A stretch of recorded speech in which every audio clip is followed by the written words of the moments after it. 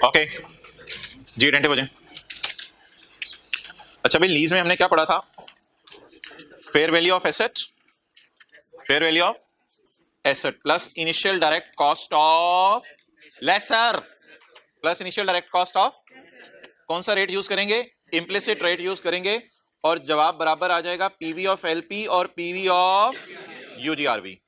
तो जब भी रेंटल मिसिंग होंगे, चाहे लेसी का सवाल हो चाहे लेसर का सवाल हो, बोले बोले बोले, चाहे लेसी का सवाल हो चाहे लेसर का सवाल हो, जब भी रेंटल मिसिंग हो तो क्या पढ़ा था हमने? बोले बोले बोले, फेयर वैल्यू ऑफ लेसर का फॉर्मूला लगाएंगे, fair value of asset plus IDC of lessor. कौन सा रेट यूज करेंगे? तो ये इज इक्वल टू, बराबर आएंगे किसके? PV of LP plus PV of. इस फॉर्मूले में जब डाटा डालेंगे तो बैलेंसिंग क्या आ जाएगा? रेंटल, अगर रेंटल मिसिंग है। डन, ये बात रिवाइज करानी थी, शायद हो गई हो। ओके, एक इसमें नोट भी था, सब नोट टाइप एक नोट भी था, लेकिन अगर मैन्युफैक्चरर डीलर लेसर का सवाल हो और रेंटल मिसिंग हो तो रेट तो इंप्लिसिट यूज करना है, आईडीसी 0 लेनी है। वजह क्योंकि वो किस में डाल देते हैं? एक्सपेंस में डाल देते हैं।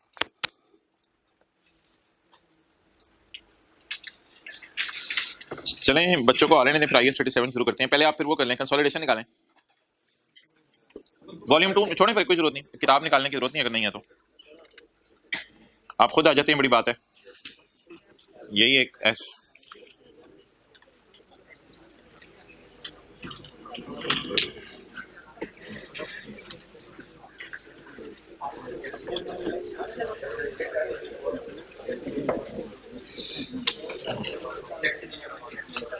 अच्छा यार, ये एक छोटा सा आज होमवर्क लें। Different ways in which adjustment of sale of stock is tested by आईकैप।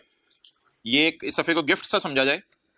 आपको पता है सोल्ड अनसोल्ड अनसोल्ड का प्रॉफिट, तो इस सबको आपने एज अ चैलेंज लेना है, यानी सब पे आपने हाथ रख देने। और 500 का एक, 500 का एक क्या होता है? पेज 499। तो पेज 499 के ऊपर ये आपका होमवर्क होगा, जरा आपने ट्राई करके आना। फिर इसमें से कोई एडजस्टमेंट आपको समझ ना आई ना, तो फिर आपने वो मेरे से आके डिस्कस करनी है, पूछनी है। डन। तो मार्कअप मार्जिन भी हो सकता है किसी में मिसिंग हो, तो इसको आपने एज अ चैलेंज लेने। P2S या S2P सेल ऑफ स्टॉक हो रही हो तो एडजस्टमेंट को कैसे टैकल करना है। डन। अच्छा, एक तो ये पेज हो गया। फिर इसके बाद अगर मैं आपसे ये पूछूं,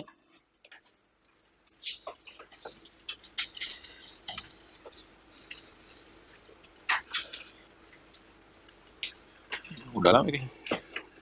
हाँ बिल्कुल, एस ने डिविडेंड अनाउंस किया है, एस ने डिविडेंड अनाउंस किया है, और एडजस्टमेंट हमने करनी है consolidated statement of comprehensive income में। ठीक है, तो अब consolidated statement of comprehensive income का जब बैलेंस शीट में एडजस्टमेंट करनी है तो उसके लिए आपको याद है एस का डिविडेंड जो होता है उसमें बैलेंस शीट में एडजस्टमेंट कब करते हैं? एस में बैलेंस शीट में एडजस्टमेंट करने के लिए क्वेश्चन 12 के 5 सिनेरियोज हैं। तो बैलेंस शीट में कंसोलिडेटेड बैलेंस शीट बनाते हुए डिविडेंड को टेक अप करना है या नहीं करना, ये हमारा ऑलरेडी डिस्कस हो चुका है। अच्छा, consolidated statement of comprehensive income में एस अगर डिविडेंड अनाउंस कर दे उसको कैसे डील करना है? फर्स्ट करें, दोनों ने रिकॉर्ड नहीं किया। एस ने डिविडेंड अनाउंस कर दिया, ना एस ने देना रिकॉर्ड किया, ना पी ने उसना मिलना रिकॉर्ड किया। अब इधर आए, अगर एस ने उसका देना रिकॉर्ड नहीं किया, इधर देखें, इधर इधर इधर इधर इधर, तो वर्किंग 6 बनाते हुए शो करेंगे या अकाउंटेंट ने रिकॉर्ड ही नहीं किया? अकाउंटेंट ने रिकॉर्ड ही नहीं किया, तो वर्किंग 6 बनाते हुए शो करेंगे या नहीं शो करेंगे? शो नहीं करेंगे। डन हो गई ये बात। अच्छा, वर्किंग 6 बनाते हुए शो नहीं करेंगे क्योंकि उसने रिकॉर्ड ही नहीं किया, तो वर्किंग 6 में सिर्फ तब शो करना होता है जब अकाउंटेंट रिकॉर्ड कर ले। कितने लोगों के ज़हनों में ये सवाल आता था कि P&L के सवाल में भी 5 सिनेरियोस टेस्ट हो सकते हैं, 5 में से कोई सिनेरियो टेस्ट हो सकता है। अच्छा, हालांकि मैंने उसकी बात बड़ी आसानी से बता दी थी, एक हिंट बता के, वो जो कॉन्सेप्ट नंबर 2, 3 और 4 था। अच्छा, लेकिन जब P&L के मुंह पे आएंगे तो पी ने अदर इनकम में भी नहीं डाला, अब डाल के निकालें या इग्नोर कर दें? ऐसा ना करें, पी ने अदर इनकम में नहीं डाला तो डाल दें पहले अदर इनकम में, फिर माइनस कर दें। इग्नोर कर सकते हैं? ओके, अब मैं आपसे दोबारा सवाल पूछने लगा, व्हाइट बोर्ड की तरफ ना देखें। एस ने डिविडेंड का ऐलान किया, ना पेरेंट ने रिकॉर्ड किया ना सब्सिडरी ने रिकॉर्ड किया, यानी पेरेंट ने अपना हिस्सा नहीं डाला अदर इनकम में, सब्सिडरी ने statement of changes in equity जो बनती है वर्किंग 6 टाइप उसमें भी नहीं शो किया। तो क्या करें? वर्किंग 6 में कुछ करें, क्योंकि वर्किंग 6 में हम लिखते थे इफ रिकॉर्डेड बाय अकाउंटेंट। और P&L से निकालने की क्यों नहीं जरूरत? अदर इनकम में पढ़ा ही नहीं, पेरेंट ने डाला ही नहीं, तो अदर इनकम से माइनस करने की जरूरत है या ना करें माइनस, क्योंकि पढ़ा ही नहीं हुआ उसके अंदर। डन। अब आप कहेंगे सर ये क्या बात हुई, उन्होंने डिविडेंड रिकॉर्ड ही नहीं किया और आप हमें कह रहे हैं पेपर में कुछ नहीं करना। हाँ, वर्किंग 6 में कुछ नहीं करना, P&L के मुंह पे कुछ नहीं करना। हाँ, अगर बैलेंस शीट का सवाल आ जाए तो दोनों ने रिकॉर्ड नहीं किया, काफी लंबी बात की थी हमने, बैलेंस शीट में कुछ करना होता है। आज मेरी डिस्कशन सिर्फ किसके एतबार से हो रही है? वर्किंग 6 और P&L के एतबार से। वर्किंग 6 और डन, समझ आ रही है बात? अब आपका एकदम बनता रहेगा। रिकॉर्डेड बाय बोथ, दोनों ने रिकॉर्ड कर दिया है बट अनपेड है, अभी तक पे नहीं किया, अभी तक पे नहीं किया। अच्छा, दोनों ने रिकॉर्ड कर दिया। अब दोनों ने रिकॉर्ड कर दिया है तो मुझे ये बता दें इसको बैलेंस शीट के सिनेरियो में कैसे लेते थे वो मत सोचें। दोनों ने रिकॉर्ड कर दिया है तो क्या सब्सिडरी ने वर्किंग 6, अगर मैं जहन में लाऊं तो अपनी बनाते हुए खुद इसको रिकॉर्ड कर दिया होगा अकाउंटेंट ने? अब इसको शो करना पड़ेगा वर्किंग 6 में। और P&L के मुंह पे क्या पेरेंट ने अदर इनकम में डाल दिया हुआ? डाल दिया हुआ पेरेंट ने अदर इनकम में। रिसीवेबल पेबल ना सोचे, वो बैलेंस शीट में आएंगे। क्या पेरेंट ने अदर इनकम में डाल दिया हुआ? तो अदर इनकम से क्या कर दें? माइनस कर दें। Show S full dividend in working 6 and deduct P share of S dividend from. अब इनको रटा नहीं मारना, ये रटा कितनी चीजें मारेंगे, लॉजिक पे अगलों के जवाब दें। रनिंग में आ रहे हैं मुझे उम्मीद लगता है। Recorded by P but not recorded by S. P ने रिकॉर्ड कर लिया, एस ने रिकॉर्ड नहीं किया। P ने रिकॉर्ड कर लिया अपनी अदर इनकम में तो P&L के मुंह से माइनस कर दें। एस ने रिकॉर्ड नहीं किया तो वर्किंग 6 में अकाउंटेंट ने रिकॉर्ड, तो फिर वर्किंग 6 में शो करने की जरूरत, क्योंकि वर्किंग 6 अकाउंटेंट वाली वर्किंग हम बनाने की कोशिश करते हैं। Done. Recorded by S but not recorded by S ने रिकॉर्ड कर दिया, P ने अदर इनकम में नहीं डाला। इसको बैलेंस शीट के एंगल से मत सोचें, P&L के मुंह के एंगल से सोचें। P ने अदर इनकम में नहीं डाला तो P ने अदर इनकम में नहीं डाला तो माइनस करने की जरूरत, सिर्फ क्या करें? Show S full dividend in working 6। और इन द एंड अगर पे हो गया है तो फिर तो छोड़े पर सारा, इधर आके सोचें। अगर पे हो गया है तो एस ने बांटना रिकॉर्ड कर लिया होगा और P ने मिलना भी रिकॉर्ड। अब क्या करें फिर? वर्किंग 6 में भी शो करें और इधर से भी माइनस कर दें। तो यार इन सारी बातों की जगह मैंने एक बात आपको कही थी, वो याद कर लें, ये सारी बातें छोड़ें। वो जो कॉन्सेप्ट नंबर 1 2 3 4 लिखवाए थे, क्या वर्किंग 6 में डिविडेंड सिर्फ जब रिकॉर्ड कर लेंगे वो तब जाएगा, जब रिकॉर्ड कर लेगा अकाउंटेंट तब जाएगा, अगर नहीं रिकॉर्ड किया होगा तो। और प्रॉफिट एंड लॉस के फेस पे सिर्फ कब माइनस करने हैं? एक लाइन याद है, हम जाते थे P share of S dividend, वो माइनस सिर्फ कब करने हैं? जब पेरेंट ने अदर इनकम में रिकॉर्ड किया।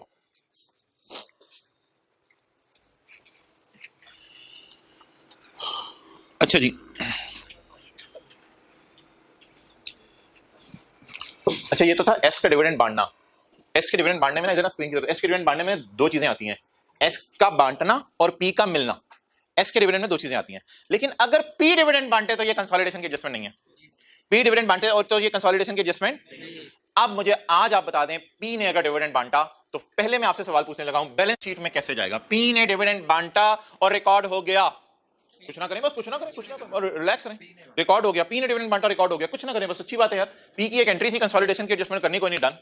अच्छा, P ने डिविडेंड बांटा, रिकॉर्ड करना भूल गया तो कोई नहीं, रिकॉर्ड कर दें आप। डिविडेंड क्या? CRE debit, earning debit, earning बढ़ाएंगे तो नहीं यार, अर्निंग बांटी जा रही है ना। CRE debit, payable credit, cash की एंट्री काउंटर नहीं भूलता, कैश की एंट्री काउंटर नहीं भूलता। तो बैलेंस शीट के सवालों में P के डिविडेंड को कैसे देखना है?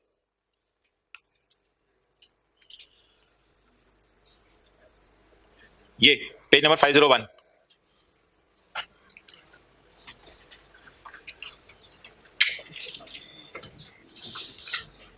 इसको छोड़ें जरा, बस पेड को खाली टिक कर लें। अगर पेरेंट ने पे कर दिया है तो डू नथिंग, और अगर अनाउंस कर दिया लेकिन रिकॉर्ड तो क्या करें? ये कंसोलिडेटेड बैलेंस शीट में करना है। अच्छा, अब इधर आ जाएं। अगर पेरेंट ने डिविडेंड बांटा है और रिकॉर्ड नहीं किया तो वर्किंग 6 में क्या करना है? ना करें रिकॉर्ड, शो ना करें, क्योंकि वर्किंग 6 में सिर्फ कब शो करना है? और पेरेंट ने डिविडेंड बांटा है और रिकॉर्ड कर दिया है तो वर्किंग 6 में भी शो कर दें, डन। तो वर्किंग 6 का रूल वही बन गया जो भी सब्सिडरी का पड़ा। अच्छा, तो बैलेंस शीट में बता दें क्या रूल है जरा, पेरेंट के डिविडेंड का। अगर पेरेंट ने डिविडेंड बांटा और रिकॉर्ड कर दिया तो बैलेंस शीट में कुछ ना करें, अगर रिकॉर्ड नहीं किया तो कर दें। कैसे? CRE debit, dividend payable credit. अच्छा, अब वर्किंग 6 की बात करें, अगर पेरेंट ने डिविडेंड रिकॉर्ड नहीं किया तो ना करें, आप ना करें, वर्किंग 6 में ना करें, बैलेंस शीट के फेस पे लाके असल में हम करते होते हैं रिकॉर्ड, तो वर्किंग 6 में शो ना करें। और अगर पेरेंट ने रिकॉर्ड कर लिया है तो फिर वर्किंग 6 में शो कर दे। बाकी पेरेंट का डिविडेंड को P&L के फेस पे खुदा के लिए कभी ना लाइएगा, क्योंकि डिविडेंड P&L का आइटम नहीं है, क्योंकि ये बांट रहा है, मिल नहीं रहा इसको। तो पेरेंट के डिविडेंड का P&L के मुंह से कोई ताल्लुक, सिर्फ किसके डिविडेंड का P&L के मुंह से ताल्लुक है? सब्सिडरी के। तो पेरेंट का डिविडेंड P&L के सवालों में कैसे देखना है?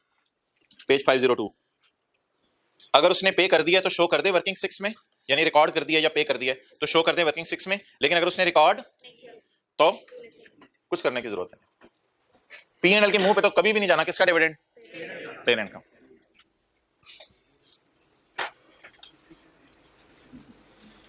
अच्छा, ये IAS 37 निकालें।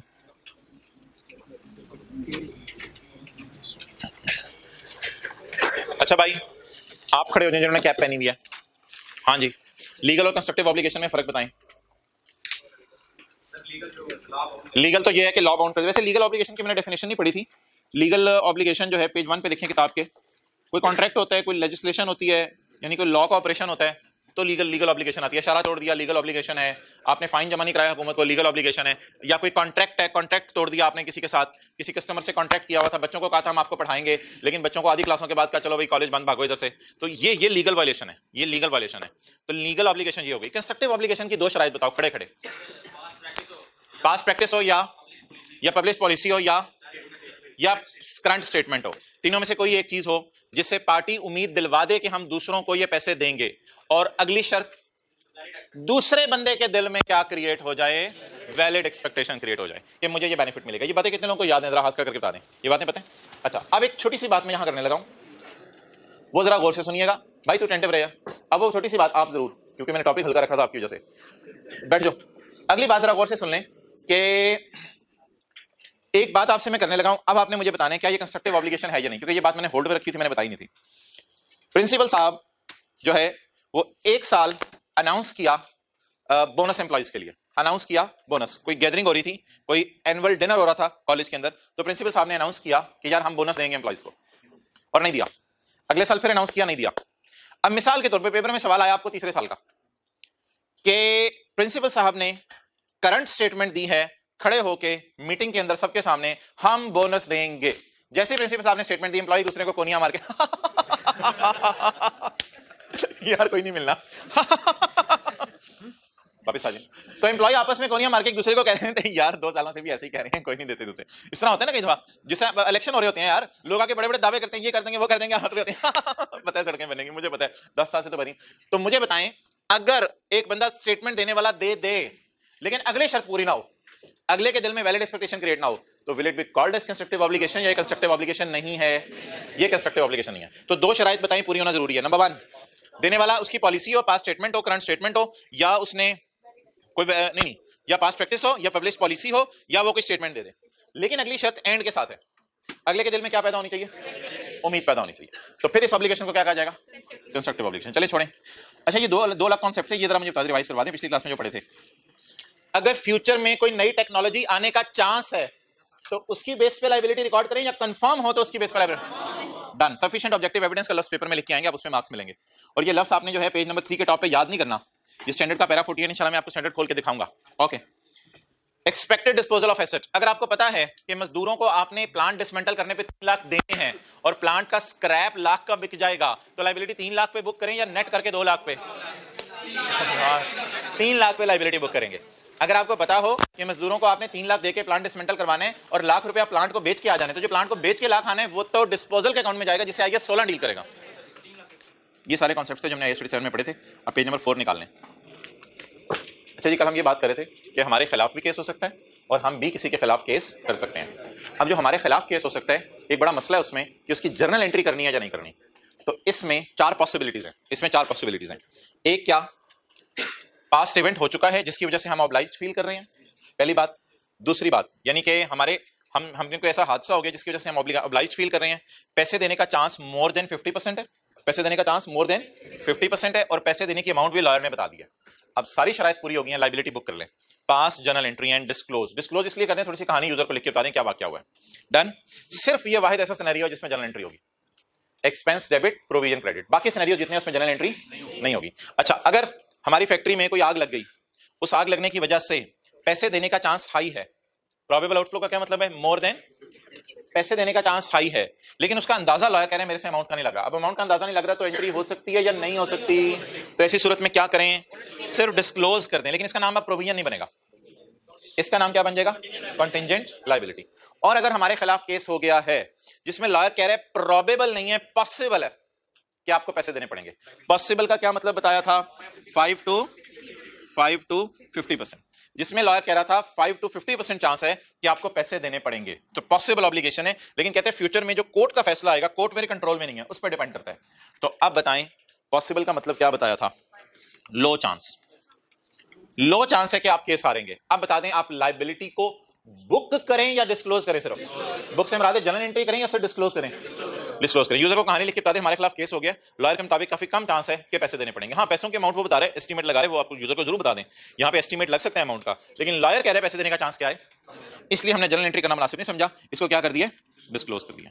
बल्कि इन दोनों का एक भी सिनेरियो बन सकता है, यानी इन दोनों का जवाब ही एक है ना, बहरहाल डिस्क्लोज ही करना है लायबिलिटीज को। इधर पैसे देने का चांस तो हाई है, लेकिन पता नहीं चल रहा पैसे कितने देने। डन, आगे। और अगर लॉयर कहते भाईजान केस को आपने कोई नहीं हारना, छोड़े परे, पाकिस्तान में कौन किसको पूछेगा, छोड़े पर जाएं। अब एक दो दफा आप उसके घर बंदे भेजेंगे धमकी देके, उसने बाहर नहीं निकलना उसके बाद, तो फिर आप ऐसी सूरत में no general entry, no disclosure. Done. अच्छा, अगर लॉयर कह दे कि 100% कंफर्म है आप केस हारेंगे, तो मोहतरम ये तो एक शायद वर्चुअली सर्टन हो गया ना, ये तो प्रोबेबल नहीं बल्कि वर्चुअली, फिर तो ऑब्वियसली आप लायबिलिटी बुक करेंगे, फिर तो ऑब्वियसली लायबिलिटी बुक करेंगे, फिर ये तो प्रोविजन जैसा सिनेरियो ही बन जाएगा। अगर लॉयर ने मुंह से कह दिया, आप डाल सकते हैं ये डब्बा भी, अगर लॉयर ने वर्चुअली सर्टन कह दिया कि आप केस हारेंगे, वर्चुअली सर्टन का क्या मतलब है, 100% कंफर्म हूं आप मैं कि आप केस हार जाएंगे, तो फिर भी लायबिलिटी बुक होगी, उसको भी प्रोविजन ही कहते हैं, क्योंकि उसकी टाइमिंग अनसर्टन है या अमाउंट। ठीक है जी, इंशाल्लाह। दुआ साथ वाले को दुआ दें अल्लाह आपको किताब दे। अच्छा जी, नहीं अमाउंट तो बताएगा, फिर क्या, फिर सर्टेनिटी, फिर हमेशा वो डिपेंड करेगा, हमेशा वो डिपेंड करेगा। अच्छा जी, एसेट साइड सवाल खोलने तो बातें क्लियर हो जाएंगी। एसेट साइड, अच्छा मतलब एसेट साइड क्या है, हमने केस किया किसी के खिलाफ या हमारे खिलाफ केस हुआ है, हमने किसी के खिलाफ। अब ये ना अपने दुश्मन ना जहन में लाएं, कुछ लोग ये बात करते हैं अपने दुश्मन जहन में ला रहे होते हैं, दुश्मन होता है वो दुश्मन। हमने किसी के खिलाफ केस कर दिया। अब मोहतरम मिसाल के तौर पे होंडा कार्स वालों ने जनरल टायर पे केस कर दिया, हम होंडा कार के ओनर हैं, अकाउंटेंट कर लें, चलिए ओनर ज्यादा हो जाएगा। अच्छा, हम होंडा कार के अकाउंटेंट हैं, तो होंडा कार्स वालों ने जनरल टायर के खिलाफ केस कर दिया, ये टायर है, ये टायर चपेट मारे बंदा टायरों को, ये टायर है, ये टायर हमें दिए हैं, तो हम आप पे केस करते हैं, हम आप पे केस करते हैं, ये टायर आपने हमें सही सप्लाई नहीं किए।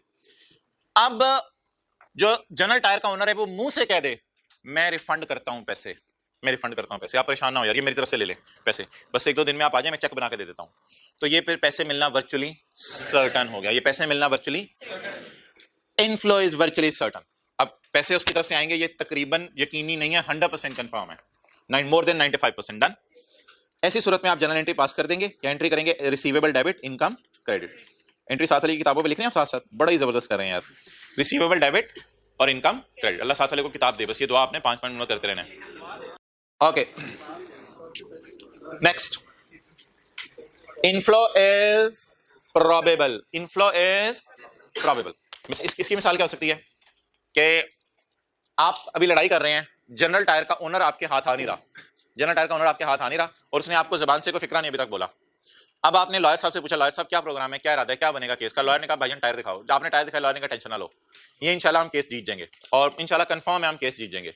तो प्रोबेबल का क्या मतलब है, हाई चांस है, लेकिन मोहतरम यहां प्रोबेबल की एंट्री नहीं होती, क्योंकि ये ना एसेट साइड शुरू हो गई है, जहां ना प्रूडेंस कॉन्सेप्ट अपना रोल प्ले करता है, फोर्सिन इनकम्स को ना जरा रिकॉर्ड करने से डरता है प्रूडेंस कॉन्सेप्ट, तो यहां प्रोबेबल को डिस्क्लोज सिर्फ करेंगे, कोई जर्नल एंट्री नहीं करेंगे, और यहां प्रोबेबल की जर्नल एंट्री होगी, ये डिफरेंस है दोनों में। तो ये जो खर्चे वाली साइड है ना, क्योंकि लायबिलिटीज के साथ याद रखिएगा खर्चे जुड़े होते हैं, पता नहीं लिख नहीं रहे आप लोग क्या शर्मा रहे हैं आज, लायबिलिटीज के साथ खर्चे जुड़े होते हैं और एसेट्स के साथ इनकम्स जुड़ी होती हैं, क्योंकि हम केस करेंगे तो पैसे आएंगे, और हमारे खिलाफ केस होगा तो खर्चा होगा और पैसे जाएंगे। ये एसेट साइड है, पैसे आ, और ये लायबिलिटी साइड है, पैसे जा। डन। अच्छा जी, आप बता दें जी हमारे खिलाफ केस नहीं हुआ, हमने किसी के खिलाफ केस किया और जनरल टायर के उन्होंने मुंह से बोल दिया मैं पैसे देता हूं, परेशान ना हो मैं पैसे दूंगा, या फिर फ्यूचर में जो आप टायर खरीदने आओगे ना उसमें वो पैसे एडजस्ट कर दूंगा आपको, परेशान हो, आइंदा आपको सामान भी बड़ा अच्छा सप्लाई करेंगे, आप लोग परेशान ना हो, रिलैक्स रहो। तो अब ऐसी सूरत के अंदर आप जनरल एंट्री करेंगे, रिसीवेबल डेबिट इनकम क्रेडिट। लेकिन अगर जनरल टायर का ओनर ये बात नहीं करता, जनरल टायर के उन्होंने ऐसी कोई बात नहीं की, लेकिन हमारा लॉयर कह रहा है कि हाई चांस है, प्रोबेबल के साथ लिखा करें यार, हाई चांस है, यानी 50 to 95% चांस है कि हम केस जीत जाएंगे, फिर ऐसी सूरत में क्या करें, डिस्क्लोज कर दें कॉन्टिंजेंट एसेट। ये एसेट डिपेंडेंट है कोर्ट के फैसले पे, अब तो कोर्ट में बात जाएगी, उसका ऑनर मान ही नहीं रहा, तो ये डिपेंडेंट है कोर्ट के फैसले पे, लेकिन इसकी जनरल एंट्री नहीं करनी, सिर्फ कहानी सुनानी है यूजर को, ताकि यूजर दुआएं मांगने लगे, अल्लाह करे पैसे आ जाएं। और अगर इनफ्लो इज पॉसिबल, अब असल में ना ये वाले दोनों सिनेरियोज इसने इकट्ठे कर दिए इधर, ये वाले दोनों सिनेरियोज इकट्ठे कर दिए। Inflow is possible, inflow is possible, पैसे आने का चांस बहुत कम है, केस जीतने का चांस बहुत कम है। या फिर टायरों पे नजर मारी, डंडा लेके घुमाया, यार जबरदस्त घूम रहा है, वो यहां से घुमाया लोर पहुंचाओ, यार हाथों की, ये तो टायर होते हैं और क्या होते हैं भाईजान, तुम्हें कोई नहीं पैसे आने, तो पैसे आने का चांस बिल्कुल नहीं है या पैसे आने का चांस लो है। ऐसी सूरत में आपको यूजर को बताने की भी जरूरत नहीं है कि पैसे आने का चांस है। यूजर को अगर आपने बता दिया तो उसे उम्मीद लग जाएगी पैसे आने हैं, हालांकि पैसे उसे नहीं आने। Means no entry and no disclosure. Possible का मतलब बताएं, लो चांस, और रिमोट का मतलब बताएं, नो चांस, और प्रोबेबल का मतलब बताएं, हाई चांस है पैसे आने का, और वर्चुअली सर्टेन का मतलब बताएं, कंफर्म, कंफर्म है पैसे आना। कंफर्म क्या? अच्छा, तो ये एसेट साइड की तस्वीर खींच लें, जो हजरात जो है किताब नहीं ली हुई जिन्होंने, एसेट साइड की तस्वीर खींच लें, और साथ आप उसे दुआ भी दें जो तस्वीर खींच रहे, अल्लाह तुम्हें किताब दे, अल्लाह तुम्हें औलाद, अच्छा वो अल्लाह तुम्हें किताब दे। चलें जी, अच्छा अब एक्सपेंस साइड पे आ जाएं।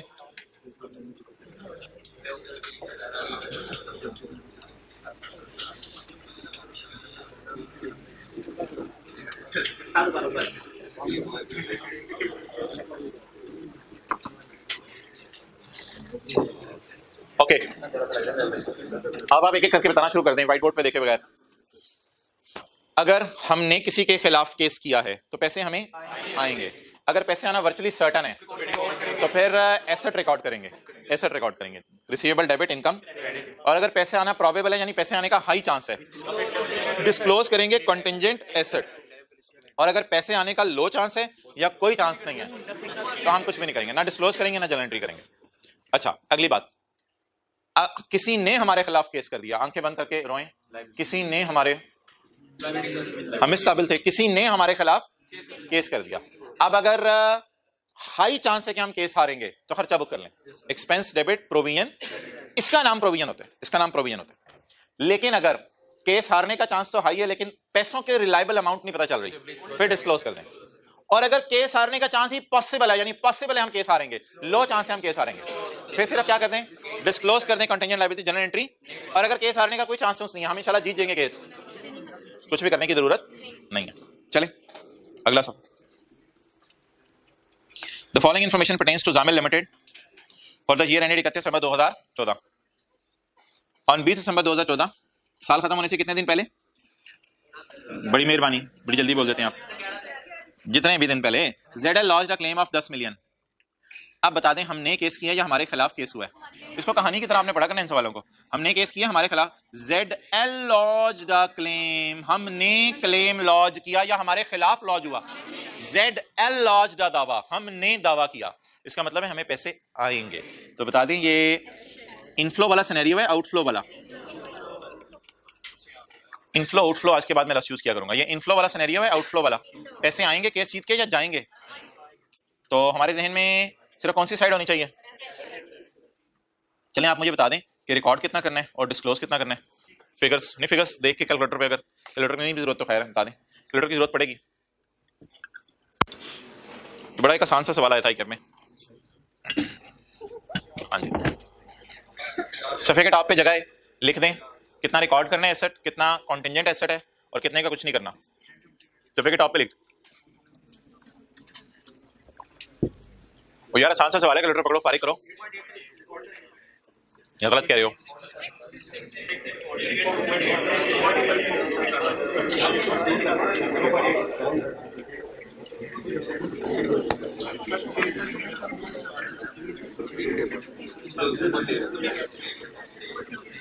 ओके, हमने मांगा कितना, मुंह खोल के, आपको पता है जब पैसे बंदा मांगता है किसी से तो मुंह खोल के मांगता है, मुंह खोल के मांगा कितना, 10 मिलियन, रज के ही मांगा, 1 करोड़ रुपया मेरे ख्याल से बनता है शायद। अच्छा, मुंह खोल के हमने किसी से कहा 1 करोड़ रुपया दे दे, with one of its vendors, vendors होते हैं सप्लायर्स, तो मिसाल के तौर पे जामिल को होंडा समझ लें और वेंडर को जनरल टायर समझ लें।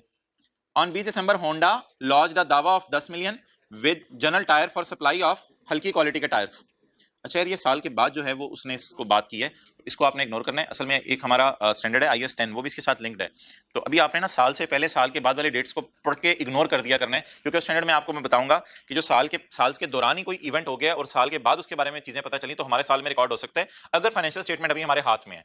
लेकिन इन बातों को भी आप छोड़ दें, जो मैंने बात की नहीं समझ आई तो इग्नोर कर दें, डेट्स के चक्कर में ना पड़े।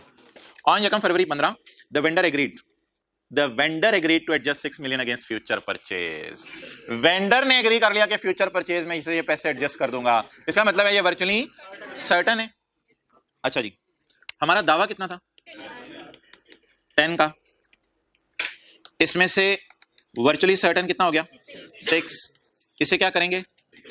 रिकॉर्ड का क्या मतलब है? रिसीवेबल डेबिट इनकम, ये इसकी जनरल एंट्री बन जाएगी, रिसीवेबल डेबिट और इनकम क्रेडिट। अभी सबर, आगे चलने दें। हमने 10 मांगा, अगला कितने देने को तैयार हो गया? For the remaining claim 4। Zedal took up the matter with the vendor अबू। ये वेंडर के अबू के पास चला गया, पेरेंट कंपनी। जैसे यूफोन के खिलाफ केस हुआ तो पीटीसीएल के पास चला गया, पेरेंट उसके अबू के पास चला गया, उसके अबू पैसे दे देंगे। इसका प्रोबेबल है। प्रोबेबल का क्या मतलब है? हाई चांस है कि उसके अब्बू 70% ऑफ रिमेनिंग पैसे दे देंगे। 70% रिमेनिंग उसके अब्बू दे देंगे। ऐसी इंग्लिश ही है, बड़ी आसान सी इंग्लिश है, पढ़ें। Zedal took up the matter with the vendor अब्बू झुके रहते हैं, एंड इट इज प्रोबेबल, और इसका हाई चांस है दैट 70% ऑफ दावा वुड बी रिकवर्ड। दावा कितने? 10 में से रिमेनिंग कितने? 70% ऑफ रिमेनिंग दावा वुड बी रिकवर्ड। तो 10 का 70% लगा दिया तो इधर 7 बन जाना, ये पता नहीं 7 और 6 दावे से भी ऊपर अमाउंट चली जानी है पागल। तो 10 का नहीं लगाना 70%। अब 4 के 2 हिस्से करें, 70% कितना बना? 2.8। 2.8 क्या है? इसलिए इसे क्या करेंगे? डिस्क्लोज करेंगे एज अ कॉन्टेंजेंट एसेट। एक चीज आपके समझने के लिए लिख रहा हूं, असल में ये जो 6 था, ये 6, ये क्या था? वर्चुअली। इसलिए हमारा डिसीजन क्या था? इसको क्या करें? रिकॉर्ड करें। 2.8 क्या है? इसलिए हमारा डिसीजन क्या है? इसको डिस्क्लोज करें। No journal entry. डन हो गया। पहला क्या था? दूसरा क्या था?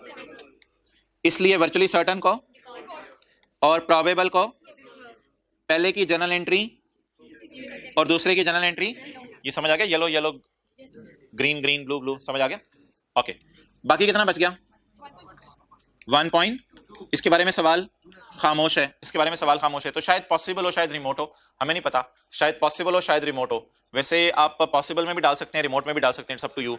दोनों सूरतों के अंदर आपको पता है इस काबिल भी नहीं है कि इसके जनरल एंट्री करे, क्योंकि अगला नहीं माना, और इस काबिल भी नहीं है कि इसके आने का हाई चांस हो। तो फिर ऐसी सूरत में नहीं, डिस्क्लोज भी नहीं करेंगे इसे, ना जनरल एंट्री करेंगे ना डिस्क्लोज करेंगे। तो अब इसको क्या लिखूं जी मैं?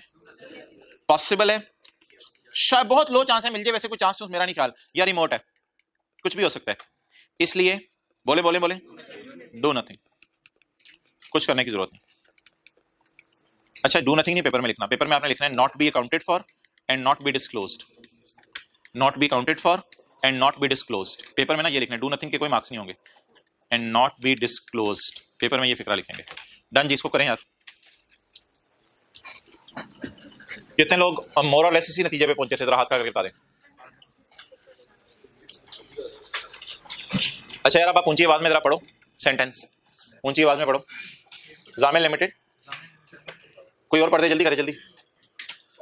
हाँ, सवाल ही पढ़ना है, पढ़ दो ऊंची। The following information pertains to Zamil Limited for the year ended 31 December 2014. जी। On 20 December 2014, ZL lodged a claim of ₹10 million with जी, lodge a complaint of 10 million। आगे चलो। one of its vendor for supply of inferior quality goods. On 1 February 2015, the vendor agreed to adjust 6 million. Vendor agreed का मतलब क्या है? Virtually certain. तो इसे record कर दें, रिसीवेबल डेबिट इनकम क्रेडिट। हमारी बुक्स ऑफ अकाउंट्स में सिर्फ एक जनरल एंट्री होगी, ट्रायल में ये वाली एंट्री जाएगी। आगे चलो। For the remaining claim amount, for the remaining claim 4, took up the matter with vendors Abu? company in UK. ठीक है। It is probable that 70% of the remaining claim would it is high chance के 70% पैसे मिल जाएंगे। तो 2.8 तो मिल जाएंगे, इसका high chance है, तो इसका मतलब है कंफर्म नहीं है अभी। अच्छा, अबू ये कह देते आई विल पे, फिर तो वर्चुअली सर्टेन हो जाता, लेकिन अभी प्रोबेबल है, तो इसका मतलब है हाई चांस इधर से पैसे मिलने का। इसको क्या करते हैं? यूजर को कहानी लिख के बता दें कि 2.8 इंशाल्लाह मिलने की उम्मीद है। आगे चलो, बाकी के बारे में सवाल में कुछ नहीं बताया, फिर मैंने वो अपनी तरफ से डाल दिया बाकी सारा। डन। सॉल्यूशन पढ़ें इसका। Claim to the extent of ₹6 million. ये जो मैं आपको सॉल्यूशन पढ़ाता हूँ ये घर जाके आपने लिखने हैं, हाथ खड़ा करें, होमवर्क नहीं दे रहा अभी मैं, तो इनको डेली का लिखा करें। Is accepted by the vendor, 6 million तक वेंडर ने एक्सेप्ट कर लिया। Therefore a claim would be recognised as an asset by ZL as it is virtually certain that it will be. ये आपने याद करनी है, इसी तरह के सिनेरियोस पेपर में आते हैं, इंग्लिश आपको ये यूज करनी पड़ेगी। Next, however recovery of claim to the extent of 2 point is a high chance, therefore a would be disclose. अच्छा, डिस्क्लोज क्या करना होता है ये भी आज सुन लें। डिस्क्लोज 2 चीजें करनी होती हैं। डिस्क्रिप्शन ऑफ इवेंट, इंफीरियर, आपने डिस्क्राइब नहीं करना इवेंट, आपने ये पेपर में लिख आना है कि डिस्क्रिप्शन ऑफ इवेंट यूजर को बताएंगे। तो यूजर को क्या क्या बताएंगे? Number 1 description of event and an estimate of financial effect, यानी कितने पैसे देने पड़ सकते हैं। फाइनेंशियल इफेक्ट कितना है? 2.8 का। और नेचर ऑफ इवेंट क्या है? नेचर ऑफ इवेंट क्या है? कि उसने इंफीरियर क्वालिटी गुड सप्लाई की थी। डन। नेचर बता के आनी है या सिर्फ ये लिखेंगे नेचर यूजर को बता दो? सिर्फ लिखेंगे नेचर यूजर को बता दो, नेचर सवाल में बताने नहीं बैठ जाना। Okay. Recovery of 1.2 million is not probable या रिमोट, इस तरह भी कर सकते हैं, नॉट प्रोबेबल की जगह इज पॉसिबल स्लैश रिमोट, इस तरह कर लें। Recovery of 1.2 million is possible remote, therefore it would, और ना इसको काउंट फॉर करेंगे, डिस्क्लोज करेंगे। डन। अगला चैलेंज लेते हैं, ट्राई करें। क्वालिटी गारमेंट्स, ट्राई करें जल्दी।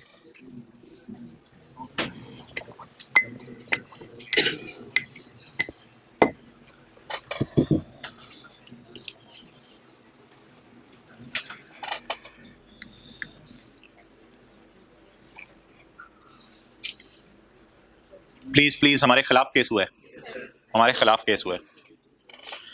Quality garments is a manufacturer of readymade garments. During May 2014 अन्नी आग broke out in one of its units, जिसकी वजह से बहुत से एम्प्लॉइज की डेथ हो गई और बहुत से अभी तक बिस्तर पे पड़े हैं।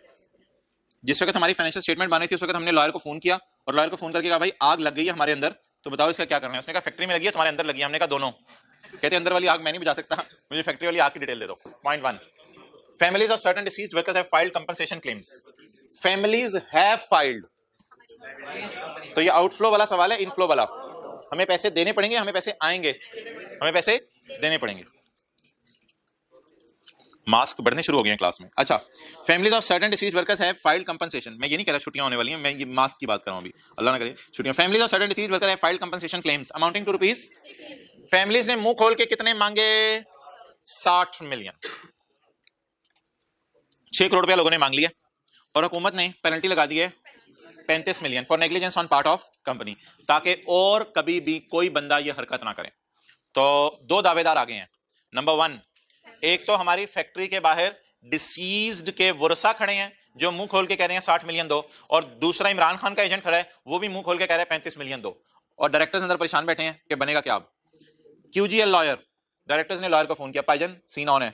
डायरेक्टर ने कहा, लॉयर ने कहा कोई मसला नहीं, वीडियो कॉल करो। QGL लॉयर एंटीसिपेट दैट, कहता है मेरा ख्याल है that company would have to pay, company would have to पे।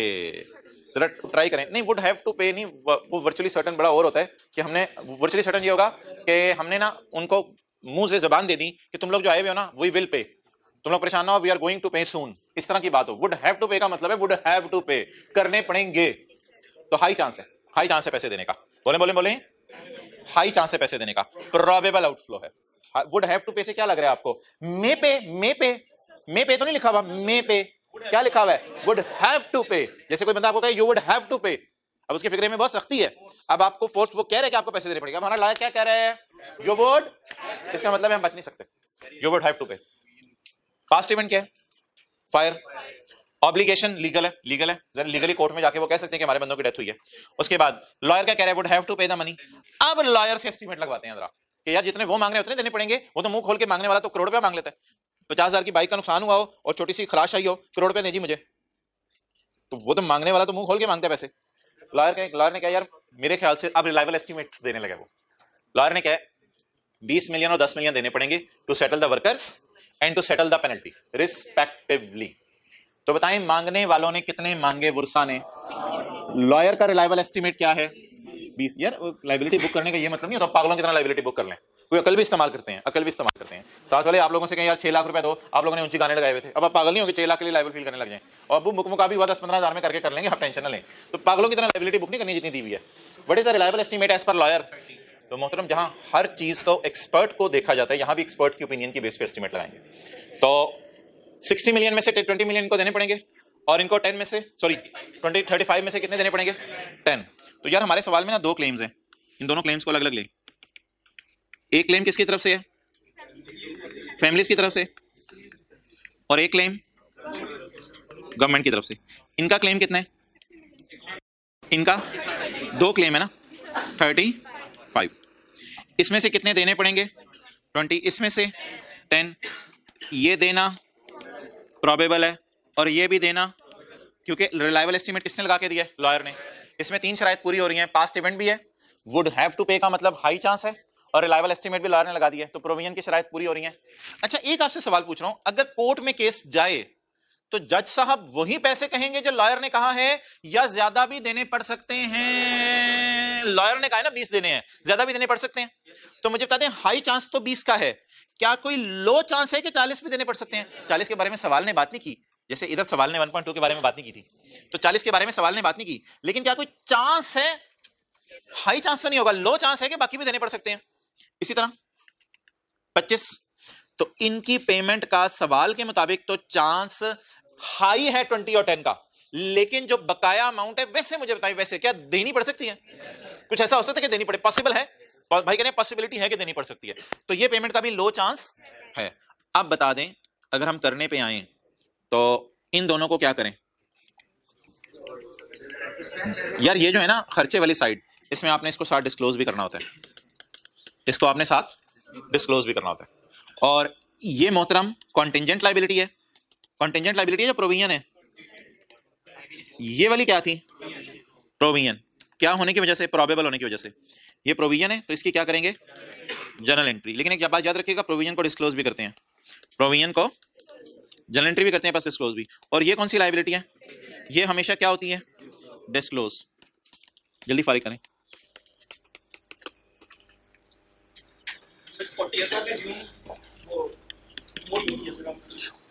यार इसको रिमोट अज्यूम कर लो, आप रिमोट अज्यूम करके फिर ये कह दो। अगर इस साइड पे ना दोनों किस्म की बातें भी हो सकती हैं। मैं टॉपिक शुरू था तो मैं ना, जब शुरू टॉपिक होना तो 2 बातें, यानी कि एक बात ही बताई जाती है, ज्यादा ऑप्शंस नहीं बताई जाती। लेकिन ये थ्योरी का सवाल है, अगर आप ये भी कह दो कि अगर बाकी का लो चांस है तो डिस्क्लोज कर दें, अगर नो चांस है तो कुछ ना करें, थ्योरी में यहां तक भी लिखने की इजाजत है। लेकिन जो असल मार्क्स गिविंग एरिया होगा ना उसका, वो इस 20 के ट्रीटमेंट का होगा और इस 10 के ट्रीटमेंट का। अच्छा यार, इन द एंड बताओ जर्नल एंट्री क्या बनी? फाइनल अकाउंट के सवाल में अगर जर्नल एंट्री करनी पड़ जाए तो कितनी अमाउंट से करेंगे? और यार 20 से तो नहीं, खुदा का खौफ करें। इसमें 20 रुपए किसको देने हैं? वर्षा को, और 10 रुपए गवर्नमेंट को देने हैं।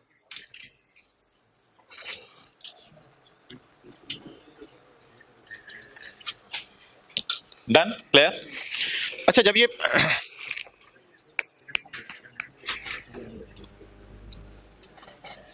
पैसे पुसे देके आप फारिग हो जाएंगे, तो मेरे ख्याल से तो आप फारिग ही हो जाएंगे। अच्छा सॉरी, जब ये पैसे पुसे देके आप फारिग हो जाएंगे तो अगली बात सवाल ने क्या की है? अगली बात सवाल ने की है to maintain the goodwill. Company का एक नाम है टू मेंटेन द, ये कंसोलिडेशन वाली गुडविल ना ले जाइएगा, ध्यान में इंपेयर होने लगी है।